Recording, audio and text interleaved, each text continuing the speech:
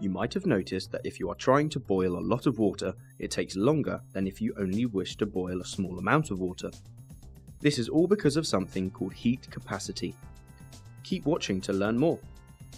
Before we get into details, it is important to realize that there is a difference between heat and temperature. Temperature is a way of describing how hot or cold an object is and is measured in degrees Celsius, whereas heat is a form of energy and is measured in joules. The more heat transferred to an object, the more its temperature will rise. So heat and temperature are related, but they are not the same. So what is heat capacity?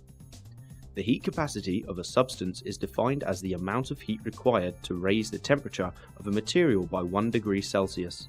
However, what's more useful for us to think about is the specific heat capacity of a substance. This is, as it says in the name, a little bit more specific. It is the amount of heat required to raise 1 kilogram of a material by 1 degree Celsius.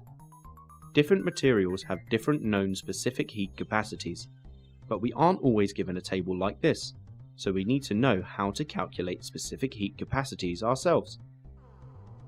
We have this equation, which can be written as symbols like this. The energy transferred is the heat energy absorbed or released. This equation can also be rearranged. To work out the temperature change, subtract the old temperature from the new temperature. Let's have a look at a problem. Pause the video and attempt to calculate the specific heat capacity of lead. How did you get on? The energy transferred is this, the mass is this, and the temperature change is 10 degrees Celsius. Because it's this, take away this.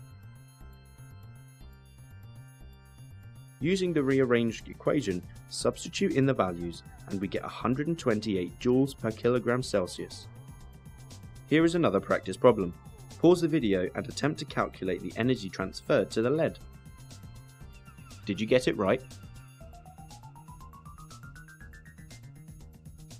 We could divide by 1000 to turn the answer into kilojoules. Notice that the answer is negative this time. It's because we cooled the lead. The temperature change will always be negative if it is being cooled, and positive if it is being heated. So there you have it.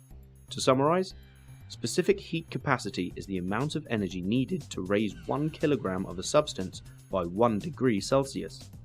It's helpful because it allows us to work out how much energy we need to heat up or cool down the substance to a desired temperature. To calculate it, use the following equation.